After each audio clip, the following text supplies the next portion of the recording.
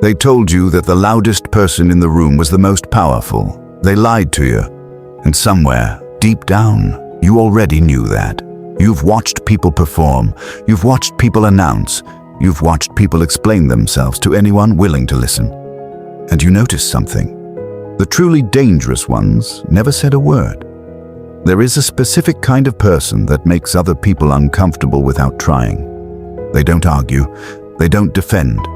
They don't compete for attention in conversations, and they never explain their next move. They simply observe. They simply act. And when you look into their eyes, you feel something strange, like they already know something about you that you haven't said out loud yet. That person is not cold. That person is not arrogant. That person has simply learned one of the most brutal lessons that life can teach, that silence is not weakness. Silence is the highest form of self-control. And self-control is the only real power any human being will ever possess. Marcus Aurelius understood this. Not as a concept, not as philosophy written in a comfortable library. He understood it as a man who ruled the most powerful empire on earth while surrounded by betrayal, flattery, war, and noise. Every single day of his reign, people came to him with agendas. Politicians who smiled while scheming, generals who praised him while coveting his seat, friends who needed something, enemies who pretended they didn't. And through all of it, he kept writing privately in a journal that was never meant to be read by anyone. Not to the world, not to his court, to himself. Only to himself. Because he already understood what most people never figure out. The moment you give your inner world to the crowd, you lose it forever. Think about the last time you felt something deeply. Pain, anger, ambition, loss. What did you do? Did you reach for your phone? Did you call someone just to say it out loud? Did you post something crafted to make people sense what you were feeling without directly saying it? Most people do, and it feels like relief in the moment. But then something strange happens. The feeling doesn't become clearer. It becomes smaller. It becomes hollow, because emotions that are broadcasted are emotions that are surrendered. You hand the most private part of yourself to an audience, and the audience does what audiences always do. They react, they misinterpret, they move on, and they forget. But you're left with nothing. The feeling is gone, but nothing was built from it. Nothing was learned. Nothing was transformed. Just noise, just performance. And you're left somehow emptier than before. The strong person does not do this. The strong person feels it completely and says nothing. This is not suppression. This is not the cold numbness that people confuse for strength.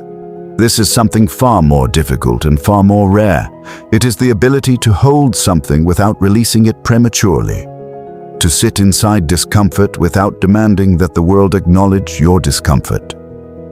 Marcus Aurelius wrote about this pattern in himself. He caught himself wanting validation. He caught himself wanting recognition for his own discipline, and then he held himself accountable for even that wanting. Because needing the crowd to confirm your strength is just another form of weakness wearing a different costume. Here is something nobody tells you about powerful people. They have already rehearsed their reactions before the moment arrives.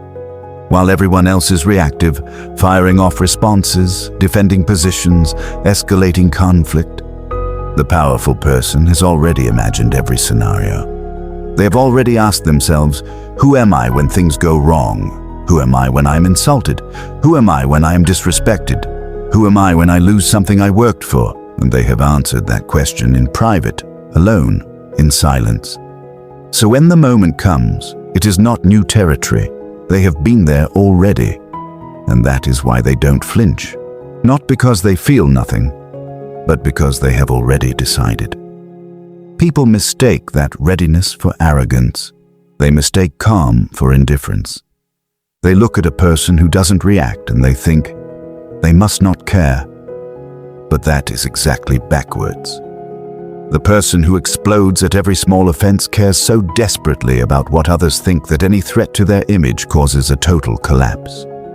The person who stays still, who stays measured, who says less than they could. That person cares about something far larger than the moment. They care about who they are becoming, and they are not willing to destroy that for a reaction that will be forgotten by tomorrow. There's a reason silence makes people uncomfortable. When you stop explaining yourself, people feel disoriented. They were built for a world where everyone negotiates their image constantly, where people defend themselves, justify themselves, perform themselves. When you stop doing that, they don't know how to read you. They don't know your weakness. They don't know your ceiling. And that uncertainty is terrifying to a person who survives by measuring others. Your silence becomes a kind of armor they never learn to penetrate. And the more they push, the more they ask, provoke, or attempt to draw a reaction, the more powerful you become simply by doing nothing. But there is a layer beneath the power that almost no one talks about. The reason silence is so deeply connected to wisdom is not strategic.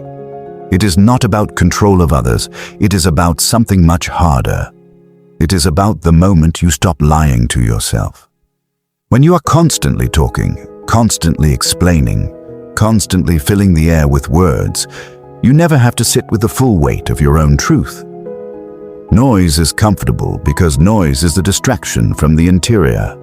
Silence forces you inward, and inward is where most people do not want to go. Inward is where you find the things you have been avoiding, the fears you haven't named, the choices you haven't admitted were wrong, the parts of yourself that still need work, still need honesty, still need confrontation. Marcus Aurelius went there willingly, relentlessly. He asked himself hard questions in those private pages. He didn't answer them with the comfort of performance because no one was watching. And because no one was watching, he could finally tell the truth. That is where the real work of strength happens. Not in the display. In the dark room. Alone. With the question you've been running from. The world will keep telling you to speak up, to share more, to be visible, to announce yourself. And some of that is true. There is a time for voice, a time for assertion, a time to be heard. But before any of that has meaning, there must be a self that has been built in silence, a self that was forged in private, a self that has been tested and found solid when no one was watching. Because the words of a person who has done that work carry a different weight entirely. You have felt it before. You have been in rooms where someone speaks and the room shifts. It is not their volume, it is not their title, it is the stillness behind the words, the sense that this person has been somewhere deep and returned with something real. That is the final truth that Marcus Aurelius left for us across 2,000 years of noise. Not in the speeches he gave as emperor, not in the battles or the decrees. In the quiet, private lines he wrote only for himself, when the empire was asleep and no one was looking. He was still demanding more from himself, still questioning, still building, still becoming. Most people spend their whole lives waiting to be seen. The rarest among us spend theirs learning to see clearly. And the only way to see clearly, truly clearly, is to first sit in silence long enough to hear what you have been drowning out. Be that person. Say less. Go deeper. Build in the dark. The world notices. Eventually, it always notices. It just can't explain why.